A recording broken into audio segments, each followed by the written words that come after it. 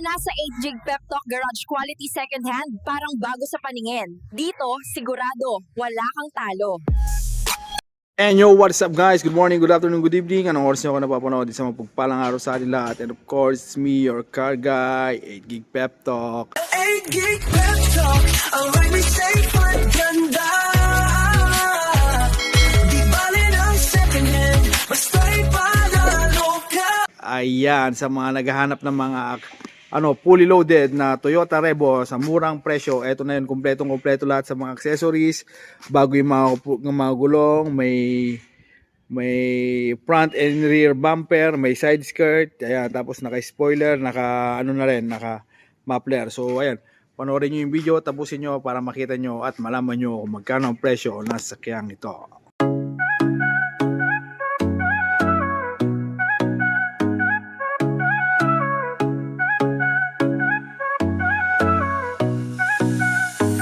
May pangarap kang sasakyan, tara dito na sa 8 Gig Pep Talk. Sigurado walang kaba, quality second hand, parang bago sa tingin. Sa bawat ride mo kami nasa likod din. Di kailangan ng bago, basta maayos, maingat. Kasama mo kami sa bawat hakbang. Mapakalsada o trip sa malayo, dito sigurado wala kang talo. Sa 8 Gig Pep Talk, ang ride may safe at ganda.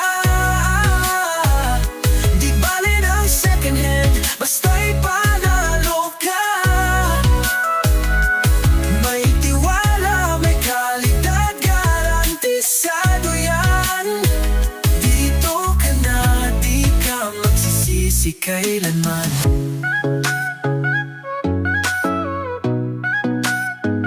Buy and sell, mabilis, walang hassle sa'yo. Magtiwala lang kami na ang bahala rito. Ang bawat gulong may kasamang kwento. Sa bawat benta at bili, may panibagong biyento. Di kailangan ng bago, basta maayos, maingat. Kasama mo kami sa bawat hakbang. Mapakalsada o trip sa malayo, dito sigurado walang talo. Sa 8 Gig Pep Talk, ang ride may safe at ganda. Di bali ng second hand, basta'y panalo ka. May tiwala, may kalidad, garantisado. At eto na yung sasakyan natin na 2000 model, gasoline engine, 5-speed manual transmission na Toyota Revo. Updated yung registration. Next year nyo na paparehistro na sobrang loaded. Makikita nyo naman. Umpisa natin dito sa harap. Tingnan natin. Unang-una yung mga gulong nito, o yung apat na yan, mga yan. Bagong-bago lahat. 2025 production date. Yung mga yung accessories, ayan, nilagyan niya ng chrome dito. Ayan. Palibot. Tapos meron din siyang rear bumper. Tapos ano pa? Tapos ito. Yan, kabilaan yan. Pinachrome niya rin itong side mirror, tapos meron pa siyang additional dito para kita mo lahat. Pag nag-drive ka, nakikita mo lahat. Tapos ito yung pambansang accessories, rain gutter. Tapos ayan, step board na stainless steel bull bar. Ayan, tapos yan yung top load niya, gaya sinabi ko kanina. Tapos makinis lahat yan kahit sa taas. So ibig sabihin, garage queen to. Tapos dito sa likod, ayan, meron na siyang rear bumper na rin. At syempre yan, naka muffler siya. So parang antikas, napakalakas na kasi makamacho nung nung tambutso niya. So ayan, yung mga accessories. Tapos may may spoiler na rin dito sa may third light, stop light na spoiler na rin. Tapos ayan, fully black tint siya. So napakaganda, napakaangas nung tindigan niya. Ayun yung mga accessories na dinagdag nila. At hindi lang yun, dito pa lang sa labas. So tingnan din natin, may mga nilagay din siyang sticker, tingnan din natin sa loob. So pasok tayo sa loob, buksan natin. At syempre, kung hanggang ngayon nanonood ka naman, baka pwede mo i-comment kung taga saan ka, nang sa ganun naman malaman natin kung hanggang saan nakarating ang ating video. At sa mga kababayan nating subscriber dyan, sa mga OFW, maraming salamat po sa pagsuporta kay 8 Gig Pep Talk. At ayan, si tatay, kitang-kita nyo, hinihimas niya na, nililinis niya na para talagang sulit talaga yung bibili. Tapos, ayan, kung taga rito ka naman, ayan, malapit ka lang dito sa akin, kabayan, baka may gusto kang sasakyan, comment mo lang dyan, subukan kitang hanapan, baka sakaling ako makapagbigay sa inyo ng sasakyang hinahanap nyo. So ayun, all power na rin siya. Ayan, lahat naman all windows working yan, tapos naka leather seat yan, napakagandang ano ito, i-drive, leather seat lahat yan. So ayan, tapos ayan, pinapalitan niya na rin yung knob niya. So ayan, dagdag angas ng konti, yung ano niya, yung steering wheel niya, stock siya. Tapos ito, ayan, USB, pwede sa USB player, pwede sa ano, pwede siyang CD player, kung gusto mo manood, pwede na siya. 2 din touchscreen yung infotainment niya. So ayan, touchscreen ka na lang.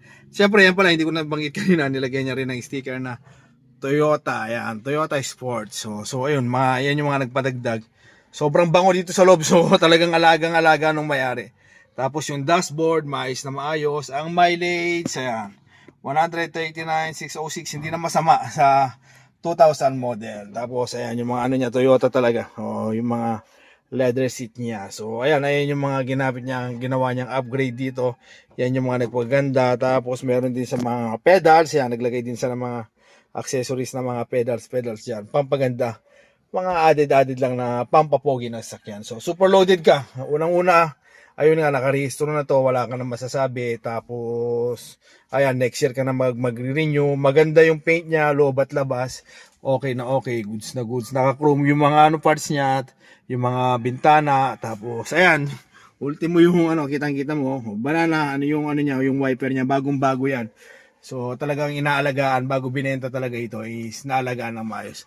Yung lights niya, yung room lights niya, working din naman. Ayan. Ayan. Working naman siya. Ayan, working siya. Working naman siya. So punta tayo dun sa second row. Tingnan naman natin yung second row nitong Toyota Revo natin. So ayan, dito sa second row, ayan, same din. Maayos yung leather seat, yung mga sidings, okay naman. Ayan. Okay na okay, lalong-lalo na sa mga headliners. Kaya nga na sinabi ko, pagka Toyota talaga ayan yung mga nila, bentahin nila. Yung aircon, malamig din, ayan, yung mga plus natin, ayan, aircon, malamig. Tapos meron siyang mga lagayan na mga, ayan, lagayan mo ng mga, ayan, kung may gusto mong ilagay na pera, secret pocket. Tapos andito yung armrest nakatago. So pag binuksan mo to, pwede mo gano'n yan, armrest yung lalabas dyan. So ayan, ganito yung second row niya, ayan yung makita mo. So ito yung point of view mo pagka nandito ka sa second row. So tara, tignan natin yung dun sa likod niya. Ayan. Dito sa third row, ayan, buksan natin. Bubungad sa inyo ang napakaluwag na upuan. So bali kasi yan kahit tatlo. Makitang-kita nyo naman sobrang lapad. Actually, kaya nga nang parating ko sinasabi, si Revo talaga yung pagka ang usapan yung upuan sa likod, si Revo talaga yung sa third row si Revo talaga yung may pinakamarami, pinakamalapad, pinakamahaba siya. So kaya yung tatlo niyan. So bali tatlo plus 4 plus 3. So parang kaya hanggang 13 seaters yan. Yan yung kagandahan. Mostly ito dapat 7 seaters lang, pero ito 13. Kayang-kaya talaga yan. Lalo na pagka mga bata yan, baka madagdagan pa yan. So ayan, yan yung talagang number 1. Pagdating talaga sa mga sa third row talaga.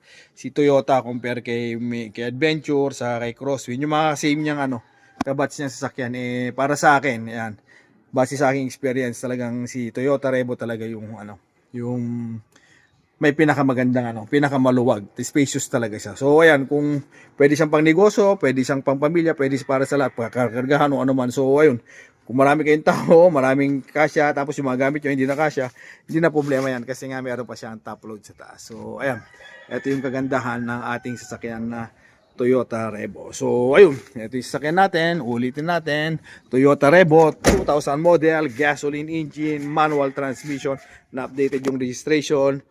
Nakarap around siya ng stainless bull bar, step board ng front and rear bumper, tapos naka-muffler pa siya. So dagdag angas, dagdag pogi na may may top load. So wala ka nang hihilingin pa. Ang price nito is 185k, very much negotiable. Kung titignan mo ng actual, iti-test drive mo, magdala ka ng mekaniko para makasigurado, siguradong since madali lang kami kausap, siguradong may uwi mo. Basta ayan, check nyo muna bago po tayo tumawad. Ayan.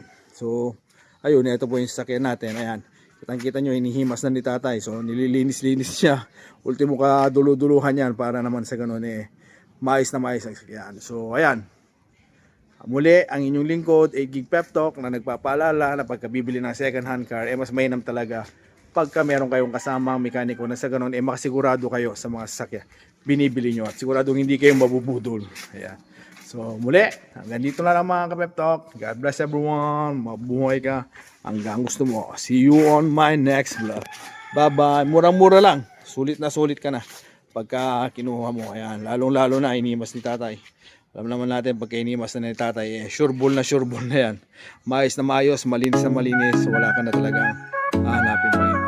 Bye-bye.